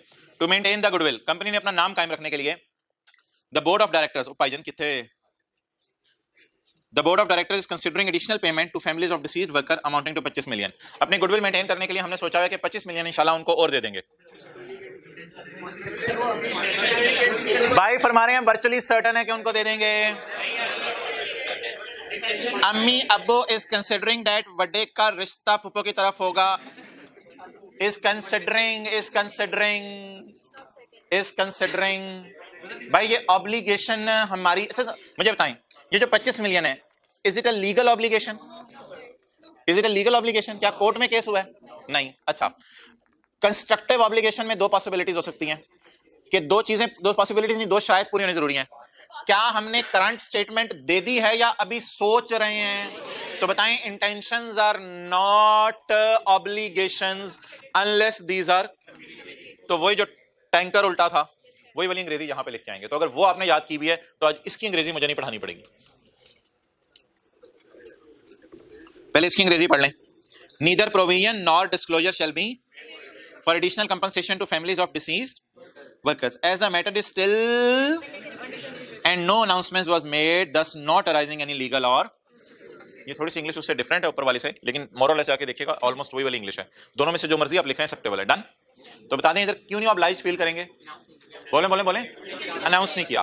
तो अगर आप कोई चीज सोच रहे हो कि बच्चों को पार्क लेके जाना है, अल्लाह आपको औलाद देंगे इंशाल्लाह, तो आप सोच रहे हो बच्चों को पार्क लेके जाने, सोच रहे हो, तो क्या ये रिवर्स हो सकता है? सोच तो रिवर्स हो सकती है ना माय डियर, सोच तो रिवर्स हो सकती है, लेकिन अगर जबान दे दें फिर नहीं। ओके तो जब जबान दे देते हैं तो फिर देना, फिर रिवर्स करना मुश्किल हो जाता है। आप थोड़ा सा फील कर रहे हैं, तो इसलिए एक बंदा जब जबान दे दे तो फिर एक तरह की क्या बन जाती है, बोले कंस्ट्रक्टिव ऑब्लिगेशन बन जाती है, फिर उसके लिए फिरना बहुत मुश्किल हो जाता है उस बात से। ओके, नियर टू इम्पॉसिबल हो जाता है। तो भाई ये लोग कंसिडर कर रहे हैं या इन्होंने कम्युनिकेट कर दिया? अभी तो खुद सोच रहे हैं कि हम ये करेंगे, कुछ इधर उधर पैसे दे देंगे इनको, अभी तो सोच रहे हैं, अभी तक कम्युनिकेट। तो can it be reversed any time? Okay, अगर अनाउंस होता फिर तो आपकी ऑब्लिगेशन बन जानी थी, अगर इसकी जगह कंसिडर की जगह अनाउंस होता। डन, आगे चलें। अच्छा जी, अगला टॉपिक है रीइंबर्समेंट्स, ये हमने नहीं करना। अब आप अपने घर में स्टैंडर्ड्स ढूंढें। स्टैंडर्ड्स का ना पार्ट बी होगा। मेरा पास का तजर्बा है कि जब मैंने मैसेज करवा दिया था फिजिकल वालों को कि स्टैंडर्ड का पार्ट भी लेके आने, तो पास का तजर्बा है कि 80% बच्चे स्टैंडर्ड नहीं लाते, इसलिए पेज नंबर 21 पे वो चीज़ें किताब में भी डाल दी हुई हैं, लेकिन आप लोग किताब से मत देखें। जो हज़रात स्टैंडर्ड लाए हुए हैं, जो हज़रात स्टैंडर्ड लाए हैं पेज नंबर 21 पे, जो हज़रात स्टैंडर्ड लाए हैं वो स्टैंडर्ड का पार्ट बी ढूंढें, क्योंकि A1 A2 अलग है, C1 C2 अलग है, दरमियान वाला पार्ट बी में आप ढूंढें IS 37 बिल्कुल एंड पे होगा। अब ये कुछ के पास स्टैंडर्ड है, वो पेज 775 बता रहे हैं, लेकिन ऑब्वियसली किसी के पास पुराने स्टैंडर्ड होंगे तो उनका पेज नंबर डिफरेंट होगा। इसमें अगर आप ढूंढें तो एग्जांपल 1 आ रही है वारंटीज वाली, तो इसके क्वेश्चन भी अवेलेबल हैं, सोल्यूशन भी अवेलेबल हैं। अगर पेपर में इससे ऐसा कोई सिनेरियो आ गया तो यहाँ से सोल्यूशन कॉपी पेस्ट किया जा सकता है अगर आप स्टैंडर्ड साथ लेके गए हैं। तो ये इलस्ट्रेटिव एग्जांपल्स आ रही हैं वारंटीज की। कितने लोगों को स्टैंडर्ड लायों को मिल गई हैं? बस ठीक है। तो पार्ट बी आप लाए हुए थे, उसके अंदर ये एग्जांपल्स हैं। चलें जी, वारंटीज। अब स्टैंडर्ड के ऊपर हाईलाइट करने की इजाजत है। अगर आपने कुछ लिखना है समझने के लिए, वो आपको मजबूरन बुक खोलनी पड़ेगी, साथ अंडरलाइन कर सकते हैं, हाईलाइट कर सकते हैं, और स्टिकी नोट भी लगा सकते हैं साथ अटैच करके पक्का टेप के साथ कि इस सफे पे एग्जांपल्स दी हुई हैं, ये भी लगा सकते हैं। और स्टिकी नोट पे सारी बातें रेफरेंस के तौर पे लिखेंगे भी आप, एग्जांपल्स ऑफ IS 37 ऊपर नहीं लिख सकते सफे के। A manufacturer gives warranties. एक मैन्युफैक्चरर क्या देते जी? वारंटीज देते हैं at the time of sale to purchasers of its product. जैसे हम मोबाइल खरीदने जाएं या कोई और चीज खरीदने जाएं, वॉशिंग मशीन खरीदने जाएं, तो डॉलेंस वाले हमें वारंटी देते हैं, भाई खराब हो गया तो सही करना हमारी तरफ से। Under the terms of the contract for sale the manufacturer undertakes to make good. भाई बड़ी इंपॉर्टेंट बातें, बात ने ना ऐसे जाने एकदम, तो थोड़ा सा आप इंटरेस्ट लूज करेंगे, मसला हो जाना है। इसमें से 8-10 एग्जांपल्स आज हमने कर लेनी है। तो ये दुनिया के स्टैंडर्ड्स में से एग्जांपल पढ़ाई जा रही है, जो जहां बैठ के आप पढ़े और जॉन इंग्लैंड में यही पढ़ा है वो अपनी क्वालिफिकेशन के लिए। Under the terms of contract for sale, तो क्या हो गया इसमें, क्या कमाल बात है। The manufacturer undertakes to make good. Manufacturer कहते हैं मैं सही करके दे दूंगा बाय रिपेयर, अगर चीज कम खराब हुई तो रिपेयर कर दूंगा, अगर ज्यादा मसला हुआ तो रिप्लेस कर दूंगा। Manufacturing defects that becomes apparent with in 3 years। 3 साल के अंदर कोई मसला हुआ, वॉशिंग मशीन मेरे पास ले आना, हाथ रखने ऊपर, अच्छा full stop. On past experience, पुराने तजर्बे की बुनियाद पे हाई चांस है that there will be some claims under the warranties, के कुछ क्लेम्स आ जाते हैं, यानी 100 मशीनें बेची हैं तो 2-3 लोग मशीनें सही कराने आ जाते हैं। बता दें जी, इट इज हाई चांस है। आउटफ्लो वाला सिनेरियो, इनफ्लो वाला, मशीनें सही कराने आएंगे तो रिपेयर का खर्चा करना पड़ेगा। आउटफ्लो वाला सिनेरियो है, तो बता दें हाई चांस है पेमेंट करने का, तो रिकॉर्ड करेंगे प्रोविजन, और प्रोविजन डिस्क्लोज भी करते हैं। प्रोविजन में आपको याद है 3 बातें होती हैं। Present obligation as result of past event. Past event क्या है? सेल ऑफ चीजें। The obligating event is the sale of product with a warranty which gives rise to a warranty card। Legal obligation है constructive warranty card। warranty card तो court में लेके जा सकते हो। Outflow of resources embodying economic benefit in settlement। ये ऐसी मुश्किल से इंग्लिश है। Outflow of cash होगा, कैश फ्लो एक बेनिफिट वाली चीज है, सेटल करते हुए, वारंटी सेटल करते हुए आउटफ्लो होगा। तो probable for warranties as whole, यानी वारंटी सारी की सारी जितनी आप अंदाजा लगा रहे हैं वो उनके लिए आप लायबल फील करेंगे। इस इंग्लिश को आपने नहीं देखना, इंग्लिश तो पेपर में लिखनी है, वो मैं आपको बताऊंगा। कंक्लूजन पढ़ लें। अ लायबिलिटी इज रिकॉर्डेड, प्रोविजन असल लफ्ज़ है लेकिन आपको समझने के लिए बोल रहा हूं। अ liability is recorded for the best estimate of cost of making good under the warranty product sold before the end of. जितने वॉशिंग मशीनें हमने साल से पहले बेच दी हैं उनके लिए लायबल फील करें कि उनको वारंटी करके देंगे। इसकी एंट्री क्या करेंगे? वारंटी एक्सपेंस डेबिट, वही जो करते थे IS 12 के अंदर, warranty expense debit, provision for warranty credit. Done. क्या वारंटी कार्ड इशू कर दिया, क्यों नहीं लायबल? हाँ मैं कह रहा हूं इस प्रोविजन होती ही लाइबिलिटी ऑफ अनसर्टेन टाइमिंग और अमाउंट है। ये लाइबिलिटी तो है लेकिन इसकी टाइमिंग भी अनसर्टेन है, इसकी अमाउंट भी, लेकिन लाइबल तो है ना हम। जैसे डेटर होते थे उसमें लाइबल नहीं होते थे लेकिन पैसे लेके भागने का चांस तो होता था। जनरल एंट्री किससे पास करेंगे? ये जब वारंटीज के सवालों में फिगर्स आएंगी तो मैं कैलकुलेट करवाऊंगा आपको फिगर्स कि जनरल एंट्री किस अमाउंट से करवाएंगे। एस्टीमेट लगाना पड़ेगा वारंटीज का या एग्जैक्ट पता होगा कितनी आनी है, वो इंशाल्लाह सवाल आएंगे। अच्छा यार ये स्टैंडर्ड का ना पैरा 22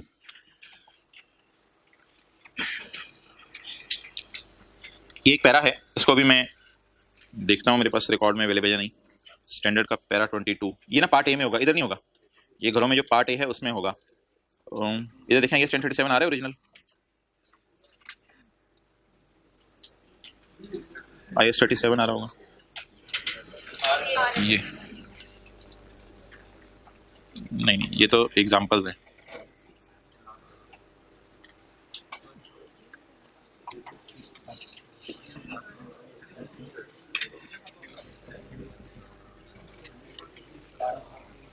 अच्छा स्टैंडर्ड का एक पैरा 22 है अपनी किताब पे ना, शुरू में जो हम पैरा लिखे हैं वो पहले सफे पे लिख लिया करें, जो पैरा हम रेफर करें लिखें किताब के पहले सफे पे para 22 as a reference.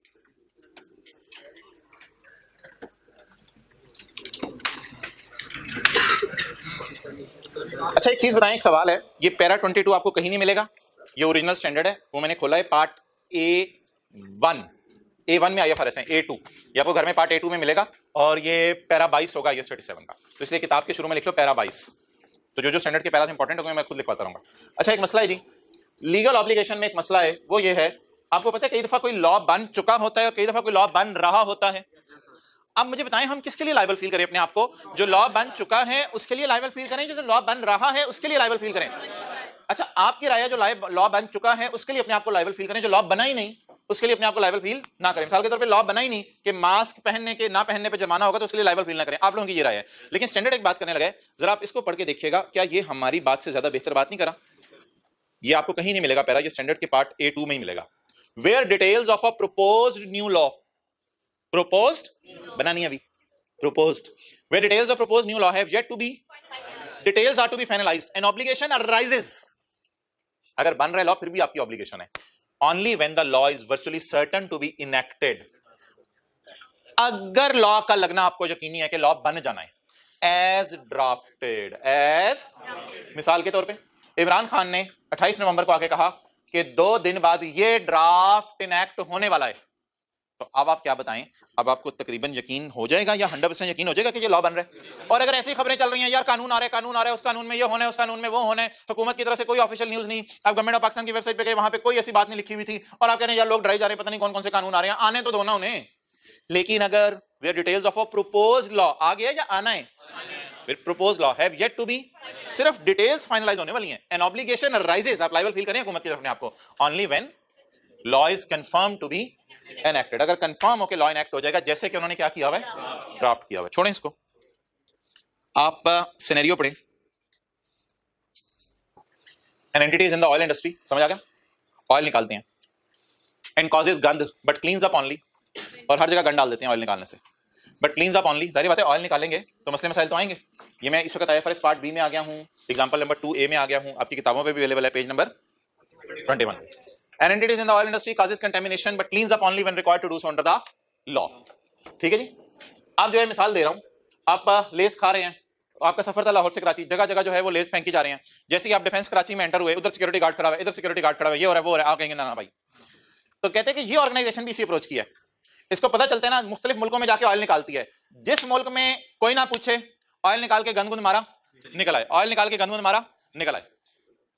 An entity in the oil industry, जो टीचर ना पूछे मूंगफलियां नीचे फेंक रहे हो उस टीचर की क्लास में फेंकते जाओ, जो टीचर पूछे उसकी क्लास में जरा एहतियात से करो। An entity in the oil industry causes contamination but cleans up only, लेकिन क्लीन सिर्फ कहां करती है जाते जाते, when required to do so under the law of the particular country in which it, one country in which it operates has no law requiring cleaning up, एक country ऐसी है जिसमें कोई कानून नहीं है कि क्लीन अप करके जाओ, सफाई सफाई करने का कोई कानून नहीं है, ना भी करके जाओ खैर है, पाकिस्तान चलो पाकिस्तान कर लो, and the entity has been marring गंद, और एंटिटी कंटेमिनेट कर रही है लैंड को, ऑयल निकालने की वजह से इधर उधर की जमीन खराब होती है, and the entity has been marring गंद in that country since long, बड़े साल हो गए हमें यहां गंद मारते हुए, इधर उधर सब हमने काम खराब कर दिया हुआ है।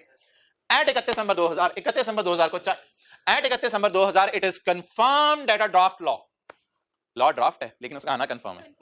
It is confirm that a draft law requiring a clean up of land already contaminated. Law में पता है क्या लिखा हुआ है? पुरानी कंटामिनेशन भी साफ करनी पड़ेगी, फ्यूचर वाली सिर्फ नहीं, पुरानी भी, और हम सेवरल ईयर से कर रहे हैं. It is virtually certain that a draft law requiring clean up already contaminated will be enacted shortly after year and. जैसे ही साल खत्म होना है ये लॉ आ जाना है.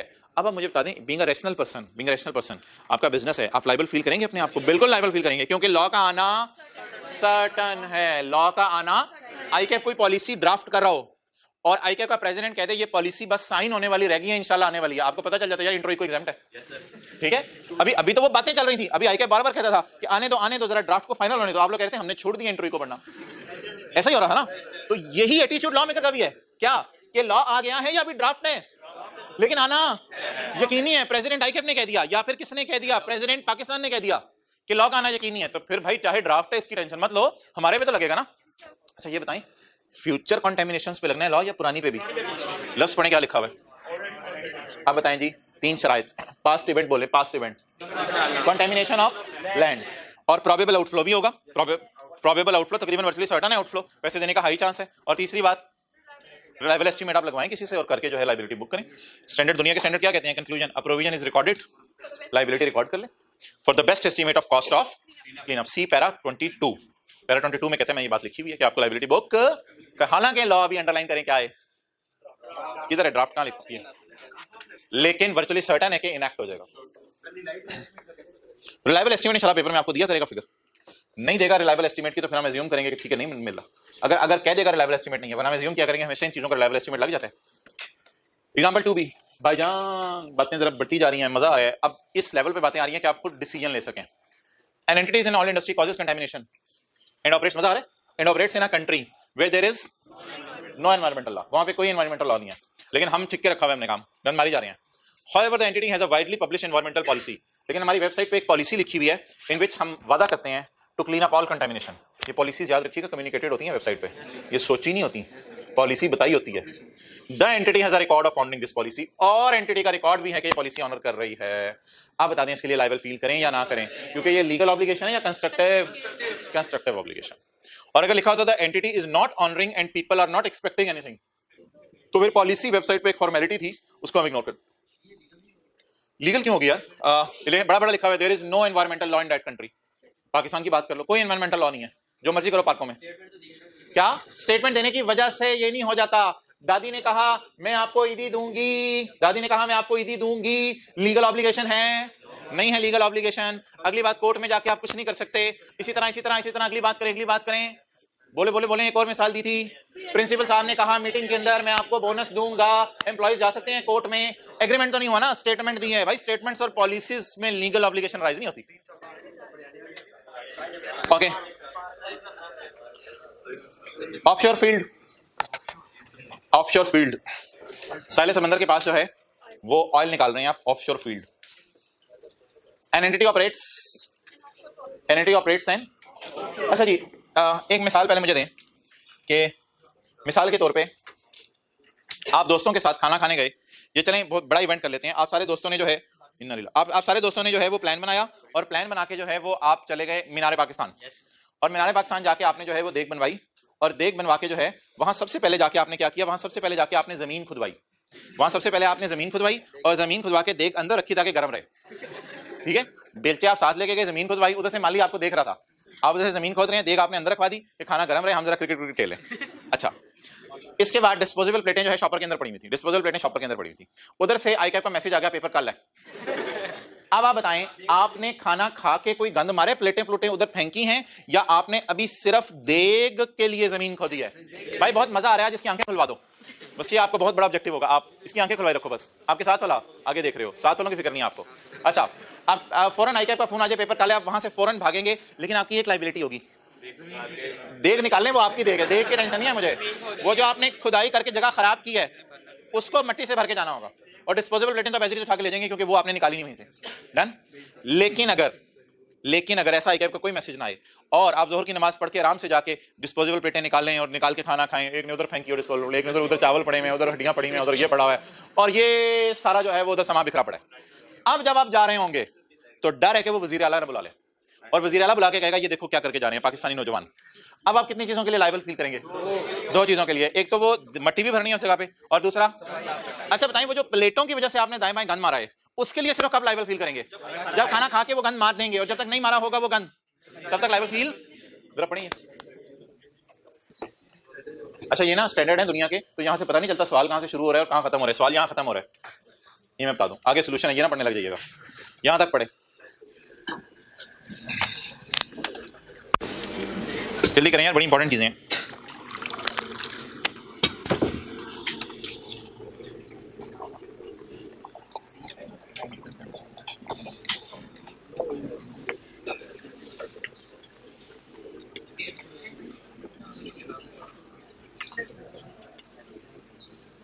जिन्होंने पढ़ लिए तो हाथ खड़ा कर दें।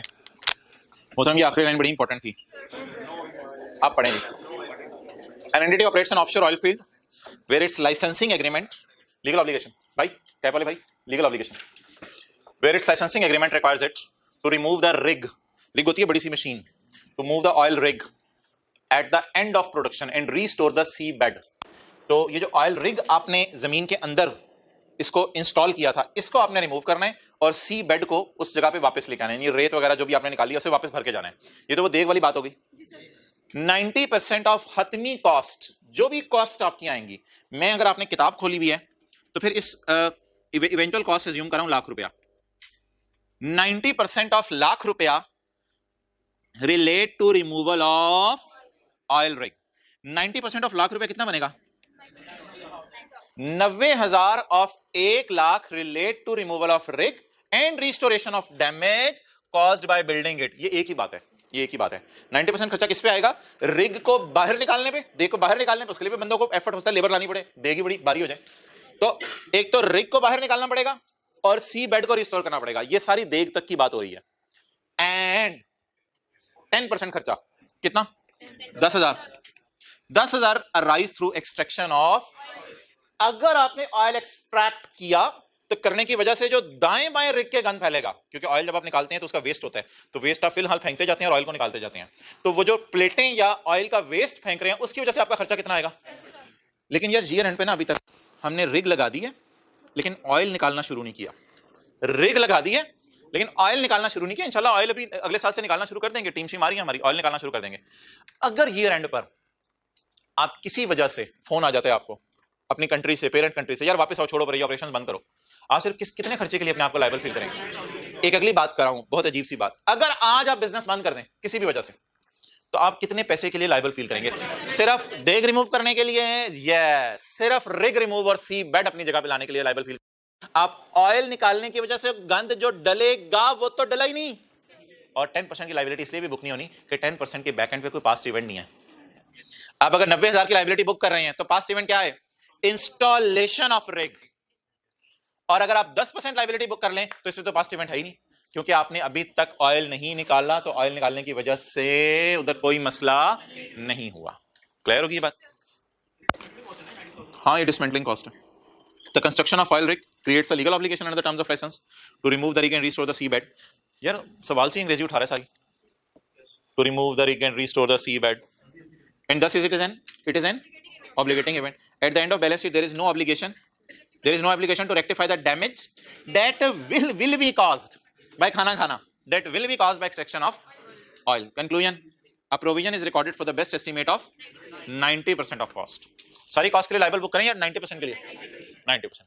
अच्छा एक सवाल मैं आपसे पूछ रहा हूं, अगर ईयर एंड पे ऑयल रिग यानी ऑयल वाली मशीन हमने उस साइट पे लाके रख दी होती और अभी मशीन भी ना लगाई होती, फिर कितने परसेंट के लिए लायबल फील करते हैं?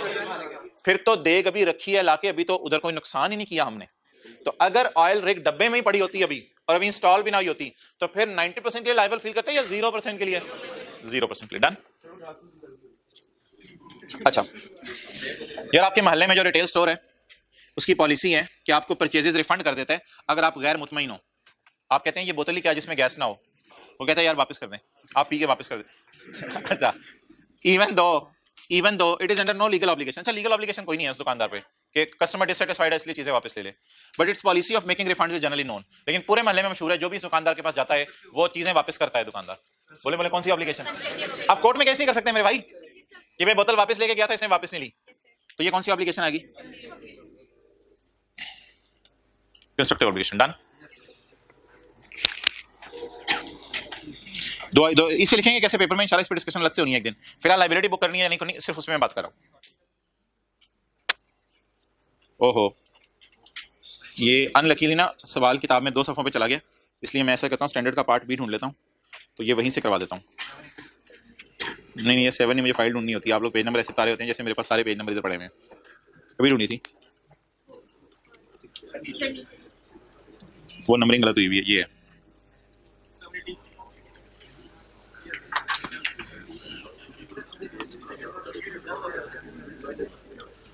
फाइव ए 5B रात मैंने स्किप की है। मोहतरम, legal requirement to fit smoke filter. भैया इधर उधर रैंडम ना रहे, बहुत मजा आ रहा है मुझे। Legal requirement to fit smoke filter.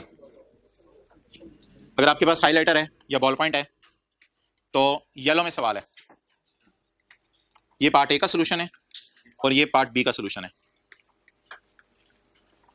सवाल मोहतरम येलो में है। अंडर न्यू लॉ, नए लॉ में एन एंटिटी, एक कंपनी इज रिक्वायर्ड टू फिट, ये सबसे बेहतरीन मिसाल है, इससे आइए 37 बेहतरीन समझ आता है। An entity is required to fit smoke filter. एक ऑर्गेनाइजेशन की जिम्मेदारी है स्मोक फिल्टर फिट करने हैं टू इट्स फैक्ट्रीज, अपनी फैक्ट्रीज में। कब तक? 30/9/2001 तक। तो 30/9/2001 तक आपने अपनी फैक्ट्रीज में क्या फिट करने हैं? Smoke filter. हो सकता है आपकी फैक्ट्री से स्मोक निकलती हो जिसकी वजह से दाएं वाले इलाके जो है वो परेशान होते हो। The entity has not fitted the smoke filter. Entity ढीट.com है, ढीट.com है, स्टबर्न कहते हैं जिसे अंग्रेज। तो एंटिटी ढीट है, कहती है नहीं करूंगी smoke filter fit. The entity has not fitted the smoke filter at 31 December 2000, at 31 December 2001। 31 दिसंबर 2000 को हमने जाके पूछा भाईजान फिट कर ले, देखा नहीं। 31 दिसंबर 2001 को जाके पूछा फिट कर ले, कहते नहीं। अच्छा, अब जरा समझने की कोशिश कीजिएगा, इमरान खान ने कहा क्या है, कब तक फिट कर लो? 30/9/2001 तक। और ये है 31 दिसंबर 2000, ये है बोले ये रिपोर्टिंग डेटा ना, ये मैंने सवाल की रिक्वायरमेंट से उठाई है। इमरान खान ने कानून क्या बनाया? फिल्टर लगवाने हैं। कब तक? Fit the filter, fit the filter by by by by by 30 June 2001। Fit filter, fit filter, fit filter by 30 June 2001। ये इमरान खान का कानून है। अच्छा, ये कानून इसने अनाउंस जो है ना, ऐसे कानून जो बनते हैं वो अनाउंस 2-3 साल पहले ही हो जाते हैं। असल में कानून कब बना ये सवाल नहीं बताया। कानून 2-3 साल पहले ही अनाउंस हो जाते हैं ताकि स्मोक फिल्टर बड़ी महंगी चीज है, करोड़ों रुपए के आते हैं, ताकि लोग फिट कर लें।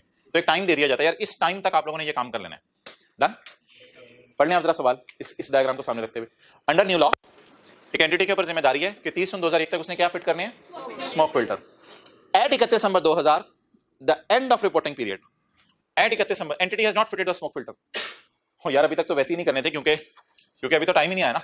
एट 31 दिसंबर 2000 भी हमने स्मोक फिल्टर फिट नहीं किए। आगे बढ़े क्या लिखा हुआ है यार? अगर ये स्टैंडर्ड बनाने वाला अच्छा होता ना और देसी अंग्रेजी इस्तेमाल करता तो यहाँ पे ना डबल नुक्ता लगाता ताकि पता चलता ये बात इससे भी मिल रही है और ये बात इससे भी मिल रही है। तो वो स्टैंडर्ड बनाने वाले ने सवाल तो अच्छे बनाए नहीं हुए, वो तो अपनी अंग्रेजों वाली यूज करते हैं। The entity has not fitted the smoke filter at 31 December 2000 and the entity has not even fitted the smoke filter at 31 December 2001। ये एंटिटी ढीट है, दोनों दफा इसने अभी तक स्मोक फिल्टर फिट नहीं किया। अब मुझे बताएं, 31 दिसंबर 2000 को इमरान खान के बंदे आए, उनमें से एक बंदा मैंने बना दिया। इमरान खान के बंदे आए और बंदों ने आके कहा, हमने कहा यार लेफ्ट साइड पे कर अपनी। उसने कहा अच्छा। तो अब हमने उसे कहा कि यार मोहतरम मेरे भाई क्यों आया? कहते मैंने तुझे कहा, इधर देख ले आई में, तो मैंने तुम्हें कहा था स्मोक फिल्टर फिट करो। हमने कहा भाई 30 जून तक करने हैं। कहते हैं मैं ऐसी तरह प्रेशर डालने आया था, कर लेना बस 30 जून तक फिट कर लेना। हमने कहा अच्छा ठीक है चलना। उधर से छलांग मारी उसने छत से। उन्होंने कहा अच्छा ओके बाय बाय, डन। तो बता दें क्या इस डेट को हम स्मोक फिल्टर के लिए लायबल फील करें या नो ऑब्लिगेशन फॉर फिल्टर? ये बात कितने लोगों को समझ आ गई? हाथ खड़ा करके बता दें। हम ऑब्लाइज्ड फील ना करें फिल्टर फिट करने के लिए। क्यों? अभी 6 महीने का टाइम हमारे पास है, लेकिन हम इतने ढीठ थे कि ये तारीख भी आ गई और इस तारीख के बाद हमारा दिल धक धक धक धक धक धक धक धक धक धक धक धक धक धक कर रहा है, साल का एंड भी आ गया। यहां इमरान खान का वही बंदा आया, जरा लेवल देखें इसका, वही बंदा इमरान खान का दोबारा आया। ओ भाईजान देखो मेरा कद, लेवल चेक करो मेरा। ओ भाईजान साल में ये हो गया है, मुझे बताओ स्मोक फिल्टर फिट किए? हमने कहा नहीं किए। हमने कहा स्मोक फिल्टर फिट, स्टैंडर्ड में लिखा हुआ है नो ऑब्लिगेशन। ये सबसे बेहतरीन सवाल है, इससे ये स्टैंडर्ड आपको समझ आएगा। पहले यकीन नहीं आ रहा ना, तो मैं दूसरे का आपको जवाब बता देता हूं। There is still no obligation. पहले दुनिया के स्टैंडर्ड से आपको दिखा दूं, हम मुझे ऐसे गुस्से से देख रहे हैं। देयर इज स्टिल, ये मैं दूसरे का जवाब दिखा रहा हूं। पहले का तो है देयर इज नो ऑब्लिगेशन, लेकिन दूसरे साल का भी स्टैंडर्ड बनाने वाले ने क्या जवाब दिया है? There is. अब अटेंटिव हो रहे हैं सारे, अब अटेंटिव हो रहे हैं। ये क्या गेम होने लगी है? No obligation for smoke filter. अभी भी स्मोक फिल्टर की ऑब्लिगेशन नहीं है। इसकी रीजन सुने। राइस वाले हैं, राइस वालों को आईकैप ने कहा या हुकूमत पाकिस्तान ने कहा कि भाईजान ये जो ऊपर आपने कैंटीन बनाई है ना आरजीसी, तो इस कैंटीन को जरा पक्की ईंटों का बनाएं। स्मोक फिल्टर फिट ना करें आप लोगों की कोई स्मोक नहीं निकल रही। आप ये जो पक्की ईंटों की ना कैंटीन बनाए, ऊपर से जहाज गुजरे होते हैं, तो ऐसे बच्चे परेशान हो जाते हैं कैंटीन में बैठे हुए, तो जहाज ऊपर भी होते हैं वैसे। तो आप ऐसा करें, आप पक्की कैंटीन बनाएं।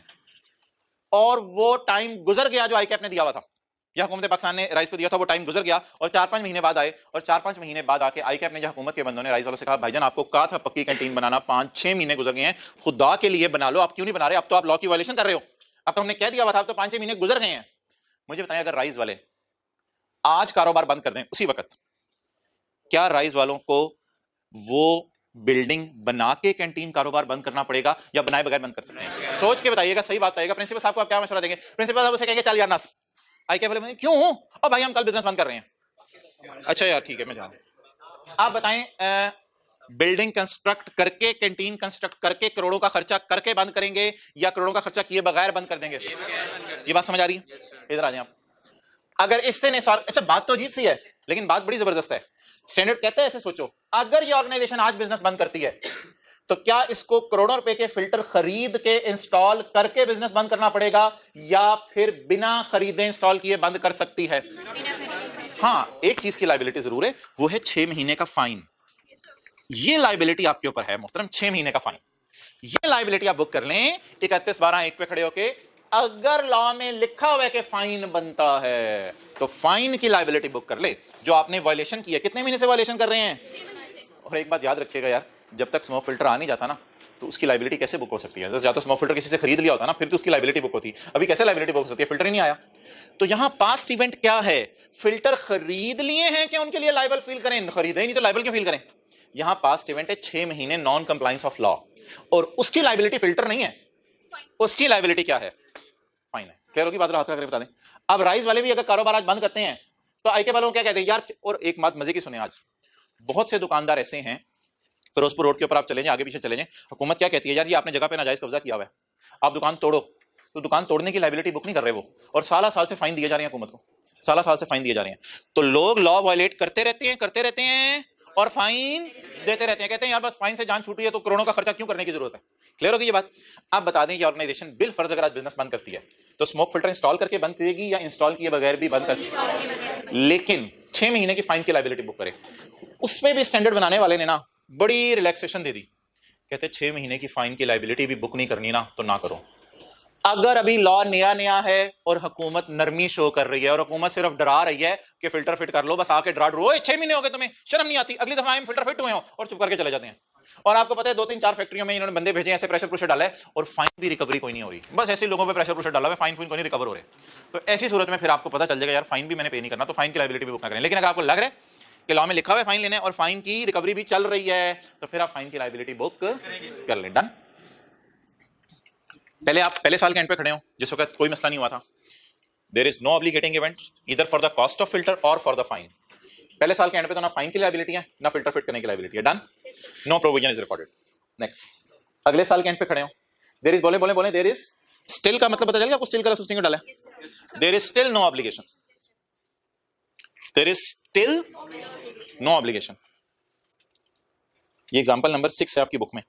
There is still no obligation for cost of fitting filter, for cost of filter तो करोड़ों रुपए का आएगा, वो अगर लायबल भी फील करेंगे किसकी तरफ करेंगे जब तक कि फिल्टर खरीद ना लें। There is still no obligation for cost of filter because no past event has. अगर फिल्टर फिट हो गए होते और पैसे ना दिए होते तो फिर फिल्टर के लिए लायबल फील करते हैं। अभी तो फिल्टर के लिए भी लायबल फील, अगर कैंटीन बन गई होती और मजदूरों को पैसे ना दिए होते फिर लायबल फील करते हैं, बनी नहीं तो किसकी तरफ लायबल फील करें। हाउएवर अब वो जो आपके दिलों में बात आ रही थी ना, हाउएवर जैसे बट साहब होते हैं जगह जगह आते हैं, but an obligation might arise, an obligation to pay for the fines or under the law because the past event has occurred। इधर क्या पास्ट इवेंट है जरा बता दें, कितने महीने से नॉन कंप्लायंस, 6 महीने से non compliance. The non compliance operation of factory, जिनके पास किताब है वो लिख सकते हैं फॉर 6 months। जिनके पास किताब है, कितने महीने से लॉ कंप्लाई नहीं हो रहा, 6 months से लॉ कंप्लाई नहीं हो रहा। हाँ अच्छा, भाई का सवाल है, ये तो नहीं लिखा कि वो बिजनेस बंद कर दे। इधर ले आओ कैमरा। आज के बाद हर सवाल में हमने इसी तरह सोचना है, अगर वो बिजनेस बंद कर दे तो क्या होगा। मैं आपकी एक और इसकी मिसाल देने लगा हूं। क्वालिटी गारमेंट्स वाला सवाल अभी हमने किया है, जहां फैक्ट्री में आग लगी थी। अगर ये बिजनेस बंद कर भी दें तो भी पास्ट इवेंट हो चुका है, आग लगी हुई थी। अगर ये बिजनेस बंद कर भी दे तो जो मर गए बंदे वो मर गए हैं, उनके बुस्सा को पैसे देने हैं, हुकूमत ने फाइन लगा दिया, उसके पैसे देने हैं। ये बिजनेस बंद कर भी दें, लेकिन फिल्टर्स वाला सिनेरियो जरा सोचें, या राइस के ऊपर कैंटीन बनाने वाला सिनेरियो सोचें। अगर बिजनेस बंद कर भी दें तो ये अवॉइड, लेकिन वो जो एम्प्लॉइज वाली सिनेरियो है क्या उसमें अवॉइडेबल है। अच्छा अगली बात सुनते जाइए आप, भाई ने बात को फैला दिया है। एक दुकानदार है, उसने 50 मोबाइल बेच दिए वारंटी कार्ड से और दुकान बंद करके चला गया। अब दुकान बंद कर भी दे तो लॉ मेकर कहेगा उसको घर जाके पकड़ो, उसको घर जाके पकड़ो। वो दुकान बंद कर भी दे, जो बेच चुके हैं मोबाइल, उसके लिए वो क्या फील करेगा। अगर आज आप दुकान बंद कर भी दें तो फिल्टर तो खरीदे ही नहीं, किसी की तरफ लायबल फील ना करें, फाइन के लिए भी लायबल फील ना करें। अगर इधर आप बिजनेस बंद कर दें तो फिल्टर तो खरीदे ही नहीं। एक लाइन लिखिए सवाल में, not fitted the filters. Line लिखिए सवाल में, not fitted the filters, not fitted the filters. और स्मोक आपको बोलने का दिल चाह रहा है, मेरा दिल नहीं चाह रहा बोलने का, नॉट फिटेड द फिल्टर्स। तो अगर आप इधर दुकान बंद कर भी दें तो फिल्टर के लिए लायबल फील करेंगे। अगर आप इधर दुकान बंद कर दें तो फाइन के लिए लायबल फील करेंगे। जी बिल्कुल करेंगे। However, an obligation might arise to pay fines or under the law because the obligating event has occurred। क्या obligating event past event होता है, क्या क्या क्या, non compliance of law. Okay आगे चलें। Assessment of probability of incurring fines by non-compliant operation depends on the details of law and the सख्ती of enforcement regime। और ये अंग्रेजी छोड़ें, ये विवरण नहीं आपने लिख के आया करनी। अगर कोई इस तरह का सेम सिनेरियो आ गया तो आप लिख के आ सकते हैं, लेकिन वैसे लिखने की जरूरत नहीं है। तो ये किस पे डिपेंड करते हैं, बोले सख्ती पे डिपेंड करते हैं, लॉ लगाने वाला कितनी सख्ती से कर रहा है। अब कंक्लूजन बोलें क्या है, no liability is recorded for the cost of filter, वो तो करोड़ों रुपए क्या नहीं, उसकी लायबिलिटी बुक ना करें। However a provision is recorded for the best estimate of fines.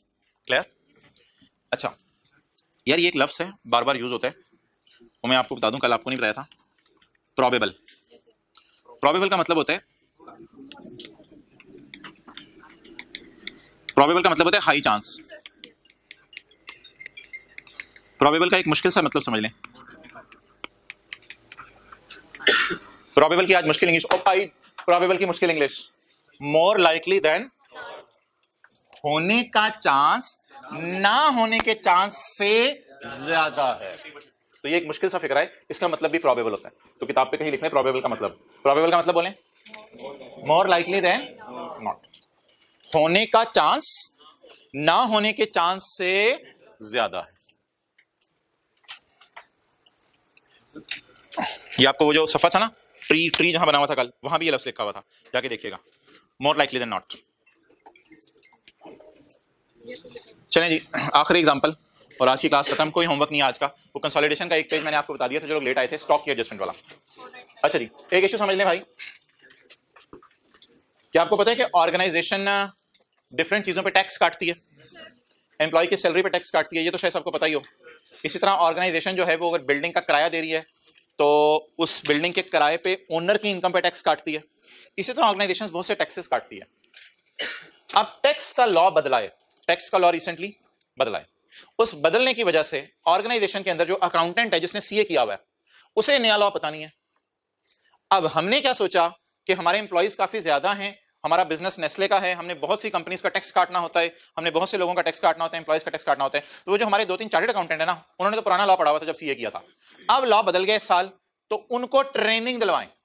उनको क्या दिलवाएं, क्योंकि लॉ बदल गया। और आपने लगा दिया फोन एफबीआर के चेयरमैन को, एफबीआर के चेयरमैन साहब आपने आके ट्रेनिंग देनी है हमारे एम्प्लॉइज को कि लॉ में क्या क्या चेंजेस आएंगे। उसने कहा भाईजान मैं ये काम नहीं करता। आपने कहा करोड़ रुपया, उसने कहा आ रहा हूं कल, बता दो कहां है। तो करोड़ रुपया आपको देंगे हम, आप आके हमारे एम्प्लॉइज को ट्रेन कर दें, क्योंकि हमारा कारोबार इतना बड़ा है कि हमारे लिए करोड़ तो कुछ भी नहीं है, ये तो हाथ की mail.com है।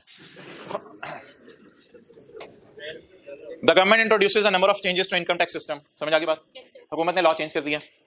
As a result of changes की वजह से an entity is in financial services sector, bank होगा कोई financial services, an entity is in financial service sector will need to retrain a large number of its employees।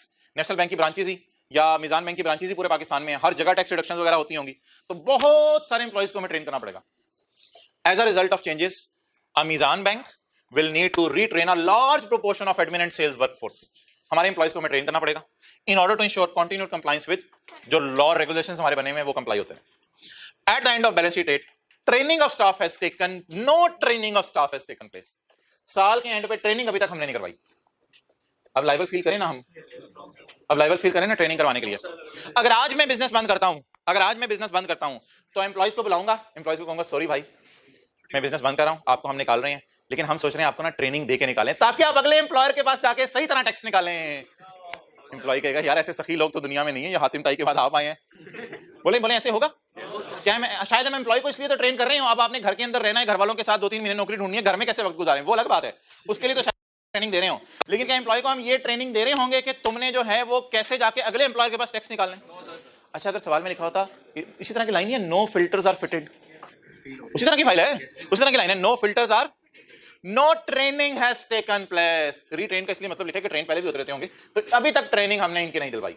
अच्छा bill फर्ज अगर लिखा होता है ट्रेनिंग हो गई है और ट्रेनर आ गया है, उसने ट्रेनिंग दे दी है और फिर ट्रेनर को हमने पैसे नहीं दिए, तो फिर हम लायबल फील। लेकिन अभी ट्रेनिंग, अगर आप ये एंट्री करते हैं साल के एंड पे खड़े होके ट्रेनिंग एक्सपेंस डेबिट, प्रोविजन या पेएबल क्रेडिट, तो कोई बंदा आपसे सवाल पूछेगा भाईजान ये पैसे किसको देने हैं, आप कहेंगे ट्रेनर को, वो कहेगा खर्चा आपने डेबिट कर दिया, क्या सर्विस ले लिया आपने? आप कहेंगे नहीं सर्विस तो नहीं मिली, तो कहते हैं भाई किस चीज की लायबिलिटी? हाँ फाइन की बात यहां भी हो सकता है हुकूमत ने कहा ट्रेनिंग दे, आपने ट्रेनिंग नहीं दी तो उसका फाइन हो, वो अलग बात है, लेकिन ट्रेनिंग कॉस्ट जो आपने करोड़ रुपया देनी है एफबीआर के चेयरमैन को, उससे तो आपने अभी बात ही नहीं की। सवाल में लिखा हुआ no training has taken place, और ये भी नहीं लिखा हुआ किसी से आपने राब्ता कर लिया। There is no obligation because no past event. Past event है ही नहीं, पास्ट इवेंट तो ट्रेनिंग, अगर ट्रेनिंग दे दी होती और पैसे ना दिए होते ट्रेनर को, no provision is recorded as per para 14। Para 14 ना वो प्रोविजन की 3 सिनेरियोज हैं, पास्ट इवेंट, प्रोबेबल आउटफ्लो और रिलायबल एस्टिमेट। बड़ी जल्दी आप ऐसे बुक्स बंद करके बैठे थे जैसे मैं आपको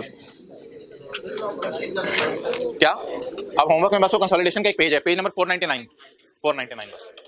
और यार एक मिनट, ये वाली एग्जांपल्स नहीं आपने लिख के आनी, इनको लिखना मैं कैसे मैं बताऊंगा। क्वालिटी गारमेंट्स वाली और वो जो जामिल वाली थी टायर वाली, वो जो किताब के अंदर पास पेपर की है, वो कितने लोग लिख के आएंगे? यार कंसोलिडेशन को आप घर में 2 घंटे देते थे, इसको घंटा डेट दे देंगे, ये 37 को घंटा डेट दे दीजिएगा मेहरबानी।